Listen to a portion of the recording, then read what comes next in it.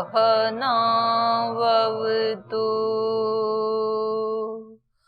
सहनौ भुनक्तु सह वीर्यं करवावहै तेजस्विनावधीतमस्तु मा विद्विषावहै। ॐ शान्ति शान्ति शान्तिः।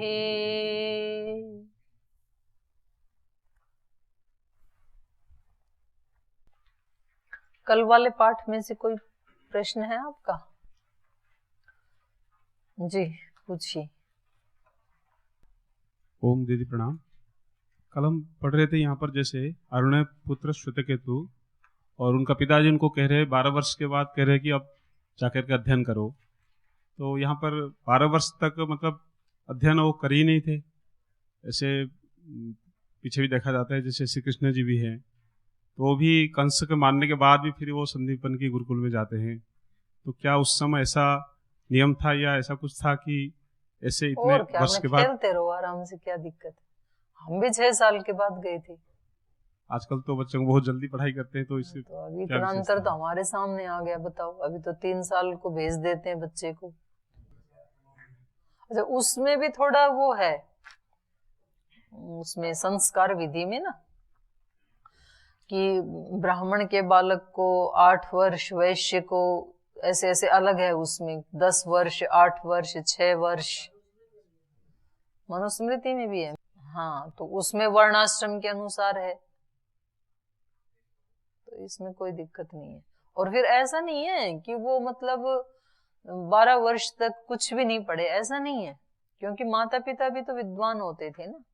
जैसे महर्षि दयानंद तो घर से निकले तो उनको पूरा यजुर्वेद याद था और पूरे 16 संस्कार पढ़ लिए थे अपने घर में। तो घर में भी तो पढ़ाते थे, तो घर में पढ़ाते तो हैं, लेकिन फिर वो बर्डन नहीं आता, बच्चा खेल कूद में पढ़ लेता है, उनको पूरे संस्कार दे देते हैं। माता पिता विद्वान होते थे।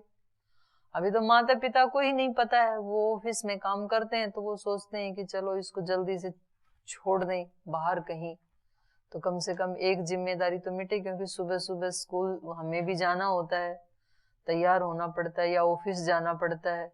तो वो मतलब बच्चे पालना भी अभी तो ना एक माता पिता के लिए बहुत टफ जॉब हो गई, ऐसे बोलते हैं वो। आजकल के जो जवान बेटियां हैं जो माँ बन गई, तो बोल जी इसको पालना ये कोई छोटा काम थोड़ी है। पहले तो 4-5 ऐसे पल जाते थे, उनको पता भी नहीं था, माताओं को पल जाते थे। ज्वाइंट फैमिली होती थी, कभी किसी ने पकड़ लिया, कुछ किसी ने संभाल लिया, तो 4-5 महिलाएं घर में होती थी, तो एक के ऊपर वो भी नहीं आता था। अब एक ही है वो, तो सब काम उसको ही करना पड़ता है। तो वो भी सोचती है चलो 2-3 घंटे जाए तो 2-3 घंटे तो सरदर्दी मिटेगी, तो प्ले स्कूल में ही छोड़ आते हैं। तो वो सामाजिक अवस्था देखी जाएगी, तो घर में ही पढ़ा देते थे। तब तो कुछ दादा पढ़ाएंगे, कुछ पिता पढ़ाएंगे, कुछ माँ पढ़ाएगी, कुछ बाकी के घर के पुरुष महिलाएं पढ़ाएंगे मतलब ऐसे सिखा देते थे। प्ले स्कूल में भी क्या सिखाते हैं, छोटी मोटी चीजें, वो उसको खिला लेते हैं 2 घंटे। शुरू में तो खेल के ही तो आता है बच्चा, तो घर में ही खिला लेते थे। इतने लोग अपने घर में ही थे। अब कोई है नहीं घर में, उसको जॉब करनी है, इसलिए प्ले स्कूल खोलने पड़े। या फिर जिसको फास्ट चलना है, स्वामी जी की तरह, कि देश दुनिया मानवता बदलनी है मेरे को, इसलिए मैं तो 2 साल से ही बच्चों को पढ़ाना शुरू करके और 5-6 साल तक तो उनको 4-5 भाषाएं सिखा देंगे हम, क्योंकि बच्चा भाषाएं जल्दी सीखता है ना। इतनी कठिन कठिन भाषाएं, मलयालम, कन्नड़, वो छोटे छोटे बच्चे ऐसे आराम से बोल लेते हैं, और बड़े आदमी को तो कई महीने लग जाएं सीखने में, इतनी कठिन भाषा है। अब वो तो छोटे छोटे वो ही बोलते हैं, तो बच्चों को भाषा जल्दी आती है। जैसे भी इन्वायरमेंट में उसको रखेंगे, तो ये भी एक उद्देश्य है। जी और पूछिए। ओम दीदी प्रणाम। ये पिछले पार्ट में बताए थे कि जो हम भोजन करते हैं उसमें ये जो पांचों प्राण हैं उनको एक एक करके हम भोजन ग्रहण करें। तो कहीं एक प्रसंग आया था कि जब हम चंद्रायण व्रत करते हैं तो उसमें एक एक कवर बढ़ाते हुए 14 कवर तक खाते हैं। तो योग दर्शन में आया है जी, तो उसमें और इसमें क्या अंतर है? ये तो रोज की रूटीन बताइए, ये कोई व्रत थोड़ा ही है। लेकिन इसमें एक प्रश्न तो बन सकता था, वो आपने मतलब पूछा नहीं, क्योंकि आप चिंतन नहीं करते हो कि इन्होंने 5 कोर के बारे में बताया है, तो क्या 5 ही ग्रास खाने हैं क्या, या उससे ज्यादा भी खा सकते हैं? ये तो एक प्रश्न है ना। 5 ही बताए इन्होंने, तो पहली आहुति में ऐसे सोचें प्राणाया स्वाहा, दूसरी में ऐसी भावना करें, तीसरी में ऐसी, चौथी में ऐसी, पांचवी में ऐसी। तो क्या उत्तर है इसका, आप ही बताओ, आपसे पूछ रही हूं मैं। क्या 5 ही ग्रास खाने हैं? जितना भी खाए मतलब उसको पुनः कर सकते हैं, जैसे 5 खा लिए फिर छठे में। तो ऐसे तो कहा नहीं कि छठी में दोबारा प्राणायाम स्वाहा ऐसे बोल देना, ऐसे तो नहीं कहा। प्रश्न तो है, खोज करो। ये खोज आपको, जो आप नहीं पूछोगे वो मैं पूछूंगी आपसे, तो फिर आपको खोज करके लानी है। तो वो तो व्रत है, वो तो किसी प्रायश्चित आदि के लिए किया जाता है। और ये तो रोज खाते समय किस भाव से खाएं हम, और केवल खाएं इतना ही नहीं, उसका आध्यात्मिक अर्थ है जो भी उपभोग करें हम भोजन के अतिरिक्त भी। कुछ लोग क्या करते हैं, पहले फल खाएंगे, सूप पिएंगे और जूस पिएंगे, और उसके बाद फिर खाना आएगा तब बोलेंगे अन्न पते अन्नस्य नो देहि। मैंने कहा इससे पहले खाया वो, बोले वो अन्न थोड़े ही था। वो भी अन्न है, जो भी खाया जाता है, अद्यते इति अन्नम, जो भी खाते हैं ना हम, वो सब अन्न है। और जो केवल हम मुख से खाते हैं वो ही अन्न है, ऐसा नहीं है। आंख से देखते हैं तो आंख के लिए वो रूप भी अन्न ही है, और कानों से जो सुनते हैं तो कान के लिए वो शब्द भी अन्न ही है। तो जो भी हम अपने उपभोग में लाते हैं वो सब अन्न की ही संज्ञा में आ जाते हैं। तो ये बताया था कि जो भी हम अन्न खाते हैं, जो भी उपभोग करते हैं, वो सब कैसा होना चाहिए, तृप्ति देने वाला, हमें भी तृप्ति देने वाला और दूसरों को भी तृप्ति देने वाला, पूरे ब्रह्मांड को तृप्ति देने वाला, पूरी सृष्टि को तृप्ति देने वाला। तो जो भी हम सोचें, जो भी बोलें, जो भी खाएं, जो भी पिएं, तो एक बार ये भाव जरूर आ जाए कि क्या मेरी ये क्रिया मुझको और मेरे साथ साथ इस सारे ब्रह्मांड को तृप्ति देने वाली है या नहीं है। एक बार ये भाव आ जाए तो फिर जरूर जीवन में परिवर्तन आता है। क्योंकि व्यक्ति जब देखने लगता है ना, सजग होता है, तो उसको पता है अच्छे बुरे का, और जब इसको अच्छे बुरे का पता लगता है तो ये अच्छे को ही अपनाता है, ये इसके अंदर की डिमांड है, बुरे को हटा देता है, तो जरूर जीवन में चेंज आता है। तो ये सजगता रखें बस। तो जब आप ये सजगता रखेंगे तो अगले दिन आप पाठ में आके पूछेंगे कि जब हम ऐसा करते हैं तो ऐसा भाव आता है, तो हम क्या करें। और जब नहीं सजगता रहेगी तो ठीक है, यहाँ सुन के चले गए, पता ही नहीं ये क्या कह रहे हैं, तो वो अपने जीवन में हमें अनुभूति में नहीं आएगा ये सत्य, ये क्या बता रहे हैं, बस वो यहीं तक ही सीमित रहेगा। इसलिए यहाँ जो भी पढ़ते हैं ना, तो उसको, ये तो यहाँ पढ़ के गए, तो कल खाते समय किसने 5 आहुतियां दी बताइयो एक बार। अब बताओ, 4-5 ने हाथ उठाए हैं, 4-5 का ये भाव आया, बाकी तो यहाँ पढ़ के ऐसे ही जाके खा लिया जैसे रोज खाते थे। करना चाहिए ये भाव, ये हमारे लिए है, और फिर इसको और आगे भी बढ़ाना है, केवल खाने तक नहीं रखना है। तो अब ये इनको जो उपदेश दिया जा रहा है, ये उपदेश है कल जो था कि एक जो सत्य है वो ही सृष्टि के आदि में था और वो ही अंत में भी रहता है। सद एव इदम अग्रे आसीत, ये इसका शीर्षक है इस उपदेश का।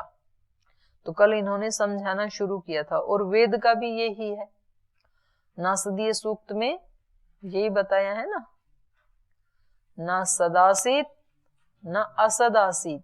उस समय पूरा सत्य था ये भी नहीं कह सकते, असत्य था कुछ भी नहीं था ये भी नहीं कह सकते, सत्य भी नहीं था असत भी नहीं था। वही ये बता रहे हैं।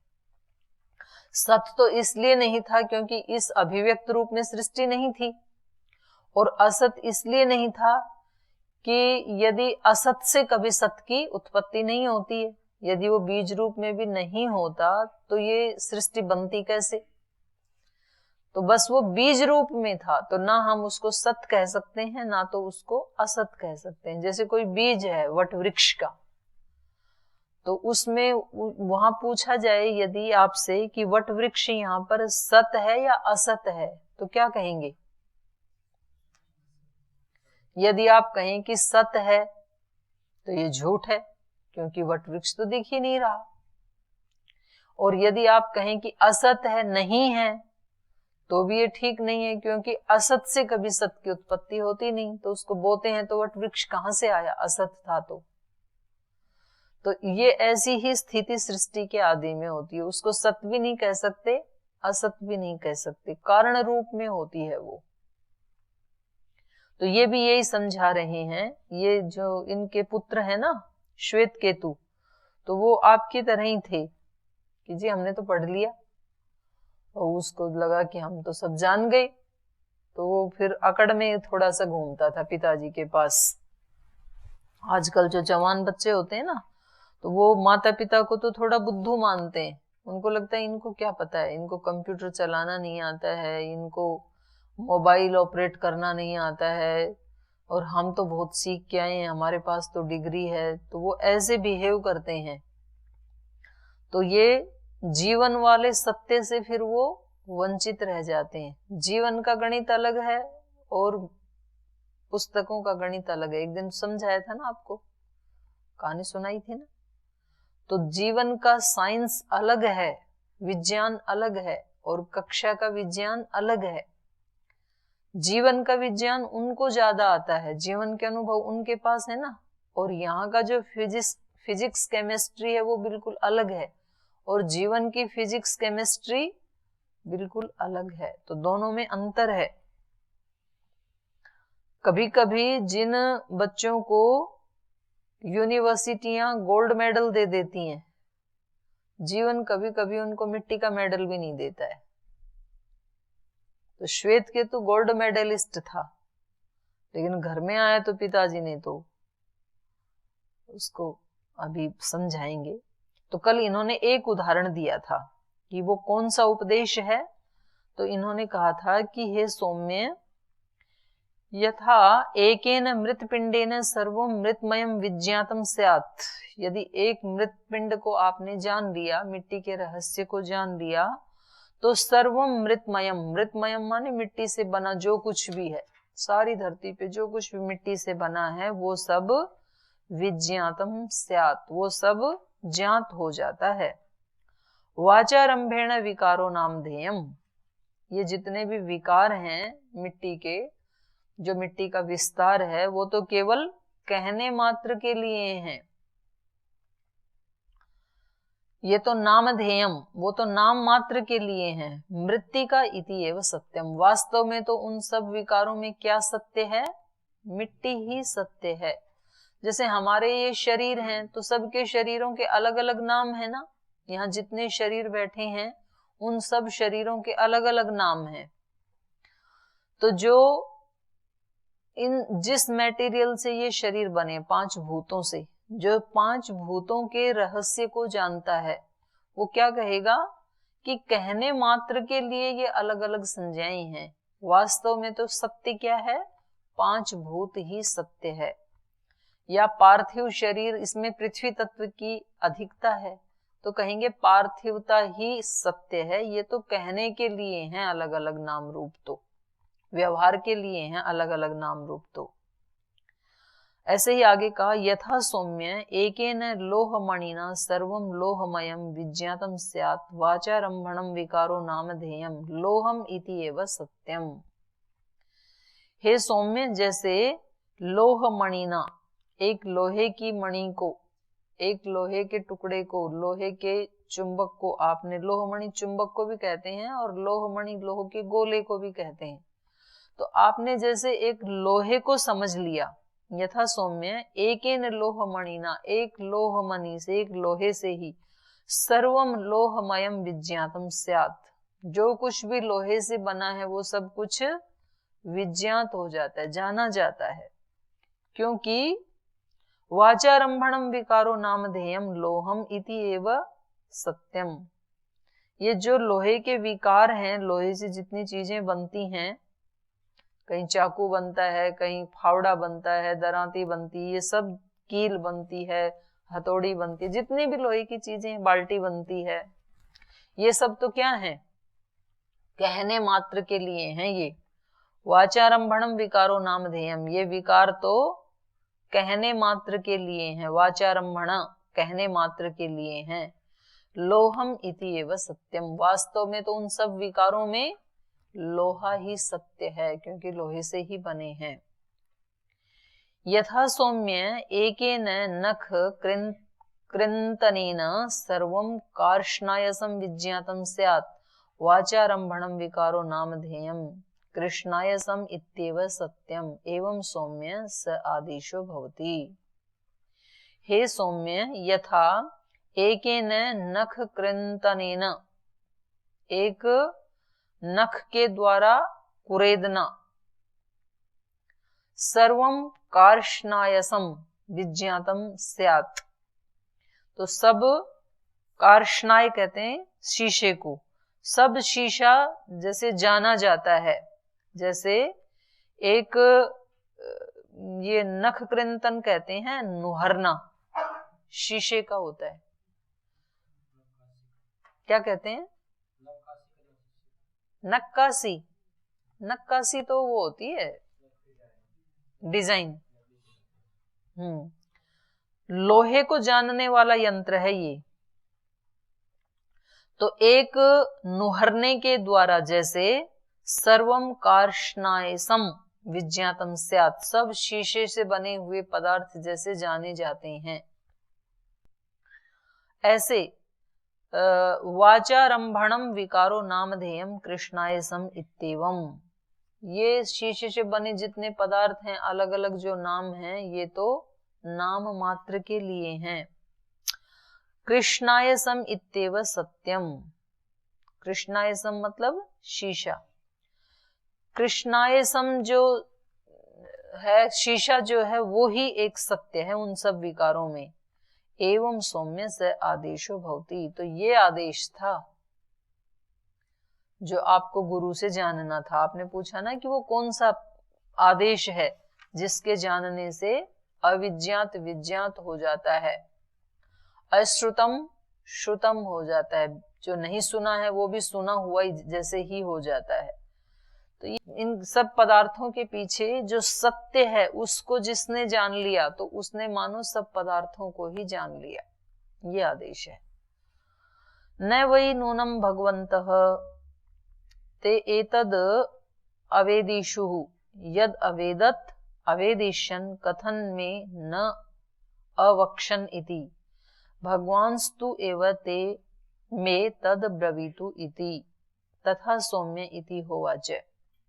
तो इन्होंने कहा, श्वेत केतु ने कहा, न वै नूनम भगवन्तः ते एतद अवेदिषु, मुझे लगता है कि जो मेरे गुरु थे, भगवंत मतलब गुरु के लिए प्रयोग किया जा रहा है, जो मेरे आदरणीय गुरुदेव थे, तो मुझे लगता है ते एतद न अवेदिषु, वो शायद इस रहस्य को नहीं जानते थे। इसलिए यद्वै एतद अवेदिष्यन्, यदि वो इसको जानते होते, कथम में न अवक्षनिति, तो मुझे क्यों नहीं बताते। तो शायद मेरे गुरु इस उपदेश के बारे में जानते नहीं थे, इस आदेश के बारे में नहीं जानते थे, इसलिए उन्होंने मुझे नहीं बताया।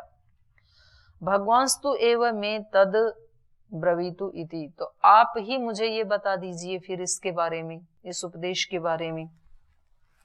तो एक अच्छी बात है, ये जो उपनिषद काल है ना, तो इसको देखने से ये पता लगता है कि सत्य को ग्रहण करने में उद्यत रहते थे लोग। जितने भी कथानक आए हैं उन सब से ये पता लगता है कि चाहे वो बड़े हों या छोटे हों, तो बड़े विद्वानों के भी कथानक आए हैं यहाँ पर, और यहाँ ये जवान के भी आए हैं। तो इनमें एक चीज होती थी कि सत्य को ग्रहण करने के लिए तैयार रहते थे। तो इन्होंने कहा कि शायद मेरे गुरु नहीं जानते होंगे, इसलिए आप ही मुझे बता दीजिए। ऐसे नहीं कहा कि पिताजी छोड़ो ये सब पुरानी बातें, मैं सीख के आया हूं, उनको सुनो आप, ये सब पुराने जमाने की बातें हैं, ऐसे नहीं कहा। तो इन्होंने कहा तथा सौम्य, ठीक है हम बता देते हैं। तथा सौम्य इति होवाच, ऐसा पिताजी ने कहा कि ठीक है मैं बता देता हूं। तो अब इन्होंने शुरू किया, इन्होंने कहा सद एव सौम्य इदम अग्रे आसीत एकमेव अद्वितीयम तदह एक आहु असद एव इदम अग्रे आसीत एकमेव अद्वितीयम तस्माद् असतः सज्जायते इति। तो इन्होंने कहा कि देखो हे सौम्य, सद एव इदम अग्रे आसीत, सत ही इस सृष्टि के आदि में था। अग्रे माने शुरू में, आदि में। इस सृष्टि में सबसे पहले क्या था? सत ही था। ऐसा, और वो सत कैसा था? एकम अद्वितीयम, वो सत एक ही था और अद्वितीय था, माने उसके जैसा और कुछ भी नहीं था, केवल एक सत ही शुरू में था। तदह एक आहु, ऐसा एक प्रकार के विद्वान मानते हैं कि सृष्टि के आदि में केवल सत ही था। और दूसरा क्या मानते हैं?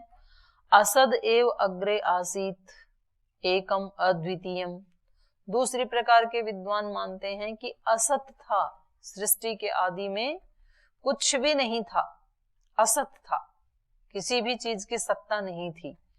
और वो असत कैसा था? एकम अद्वितीयम, वो असत भी अपने आप में अद्वितीय था, अकेला था। तो एक प्रकार के विद्वान हैं जो सत कार्यवाद को मानते हैं, दूसरी प्रकार के विद्वान हैं जो असत कार्यवाद को मानते हैं। तो ये दो प्रकार के चलते हैं ना दर्शन में भी। योग और सांख्य किसको मानता है? सत कार्यवाद को मानता है। न्याय और वैशेषिक किसको मानता है? असत कार्यवाद को मानता है। वो कहता है मिट्टी में घड़ा था ही नहीं, होता तो फिर बनाने की क्या जरूरत थी, वो जो मृत पिंड है उसी में पानी डाल देते, घड़ा है ही तो घड़ा था ही नहीं। तो उनका कथन भी ठीक है। और सांख्य योग वाले कहते हैं यदि उसमें नहीं होता, छिपा हुआ घड़ा था उसमें, इसने तो अभिव्यक्त कर दिया, जो ये कुंभकार है इसने तो, यदि वहां होता ही नहीं तो असत से कभी सत की उत्पत्ति थोड़ी होती है, कारण के बिना कार्य थोड़े ही होता है। तो वो तो था ही, लेकिन वो अनअभिव्यक्त था। पत्थर में मूर्ति थी ही, शिल्पी ने उसको अभिव्यक्त कर दिया, तो ये सत्कार्यवाद है। तो ये भी ठीक है, इनका कथन भी ठीक है। तो ये कह रहे हैं दो प्रकार के विद्वान हैं, दो प्रकार की धाराएं हैं। एक कहते हैं कि सृष्टि के आदि में सत ही था, दूसरे कहते हैं असत था। तस्माद असतः सज्जायते, उनका कहना है कि उस असत से सत की उत्पत्ति हुई। ये संसार कैसा था? असत रूप में था, और वहां से इस सदरूप की उत्पत्ति हुई, ऐसा दूसरे मानते हैं। कुतस्तु खलु सौम्य एवं स्याद इति होवाच कथम असत सज्ज जायेत इति सत्तु एव सौम्य इदम अग्रे आसीत एकम अद्वितीयम। तो कहा कुतस्तु खलु सौम्य एवं स्यात् इति। तो ये जो दूसरे असत कार्यवाद को मानते हैं उनके बारे में कह रहे हैं कि ये कैसे हो सकता है, यदि सब कुछ असत था, ऐसा यदि माने तो ये कैसे हो सकता है कि असत से सत की उत्पत्ति हो जाए। कथम असतः सत जायेत इति, असत से सत कैसे उत्पन्न हो सकता है? बिना कारण के तो कार्य कभी हो ही नहीं सकता है। तो ये जो इस तरह के प्रश्न पूछते हैं ना कि पहले वृक्ष था कि बीज, पहले मुर्गी थी कि अंडा, तो उत्तर क्या है?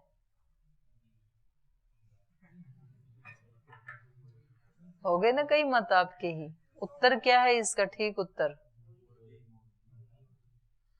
मुर्गी को भी छोड़ो, अंडे को भी छोड़ो, बीज को भी छोड़ो और वृक्ष को भी छोड़ो। आपको उत्तर देना है पहले कारण होता है बाद में कार्य होता है।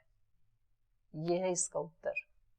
इस तरह की जब बातें आती है ना तो उनको बोलो हमें नहीं पता पहले क्या था, लेकिन ये सत्य सिद्धांत है, पहले कारण होता है, कारण से कार्य की उत्पत्ति होती है। तो इन्होंने कहा सत एव सौम्य इदम अग्रे आसीत, हे सौम्य इस सृष्टि के आदि में सत ही था। सत एव इदम अग्रे आसीत एकम अद्वितीयम, और वो सत कैसा था? अकेला था और अद्वितीय, अनुपम सत्ता वाला था, अकेला था। और सत एक ही होता है, सत एक ही होता है, उसको कहने के तरीके अलग अलग होते हैं, अभिव्यक्ति के तरीके अलग अलग होते हैं। तद ऐक्षत बहुश्याम प्रजायेय इति तत्तेजसो असृजत, तत्तेज ऐक्षत बहुश्याम प्रजायेय इति तद अपो असृजत, तस्माद् यत्र क्वच शोचति श्वेदते वा पुरुषः तेजस एव तद अध्यापो जायन्ते। तो कहा वो जो सत था, उस सत ने तद ऐक्षत, उसने ईक्षण किया, उसने ऐसी कामना की उस सत ने, क्या? बहुश्याम प्रजायेय इति, मैं प्रजाओं से बहुत हो जाऊं, बहुत प्रजाओं वाला मैं हो जाऊं। अभी तो मैं एक हूं, तो मैं एक अनेक हो जाऊं, ऐसा उसने ईक्षण किया, ऐसी उसने इच्छा की। इच्छा करना क्योंकि फिर वो मनुष्य के उसमें आ जाता है, इसलिए यहाँ पर उसको एक ईक्षण कहते हैं। ऐसा भाव आया उसको कि मैं एक से अनेक हो जाऊं। तो फिर क्या किया उसने? तत्तेजो असृजत, तो उस सत से फिर तेज की उत्पत्ति हुई, माने उसने अपने आप को ही तपाया तो तेज की उत्पत्ति हुई। तेजो असृजत, तेज का सृजन किया। तत्तेज ऐक्षत, फिर इस तेज ने सोचा बहुश्याम प्रजा ये मैं बहुत प्रजाओं वाला हो जाऊं। तो फिर तेज ने क्या किया? तद अपो असृजत, तेज से फिर जल की उत्पत्ति हुई। तस्मात् यत्र क्वच शोचती, इसलिए जहां कहीं भी शोचती, शोचती मतलब गर्म किया जाता है, शुच धातु गर्म करने अर्थ में भी है ना, तो जहां कहीं तपाया जाता है, गर्म किया जाता है, तो क्या हो जाता है? स्वेदते, पसीना आ जाता है। मनुष्य के शरीर को गर्म किया जाए तो क्या आएगा? पसीना।